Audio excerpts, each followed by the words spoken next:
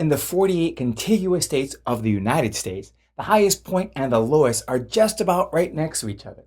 California has the highest, with Mount Whitney at 14,500 feet, and less than 100 miles away, Death Valley. Now, geologically, it may not mean that much that they're so close, but have you noticed in your own life that there are times when the highs and the lows are so close together?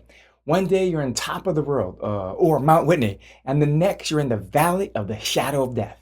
An old friend of mine years ago told me something once after I just completed a successful project. I was euphoric and thrilled, on top of the mountain for sure. Rob pulled me on the side and told me quietly, "Hey, good job, Kaʻala. Just remember, never let your highs get too high or your lows too low."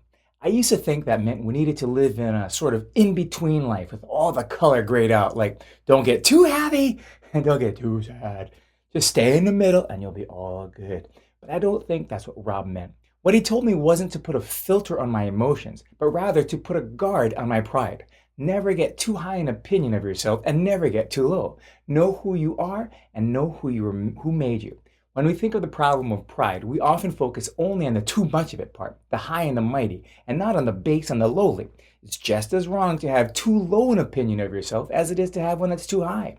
Watch your pride, both the ups and the downs. The Bible says so. If you think you're standing firm, be careful that you don't fall. It also says, though, that we should take pride, a good sense of pride in who we are. The Bible says if anyone thinks he's something when he's nothing, he deceives himself. Each one of us should test his own actions. Then you can take pride in himself without comparing himself to somebody else, for each one should carry his own load.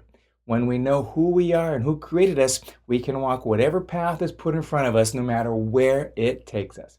In Psalm 23, one moment I'm lying down in green pastures beside the quiet waters getting my soul restored, and the next walking through the valley of the shadow of death.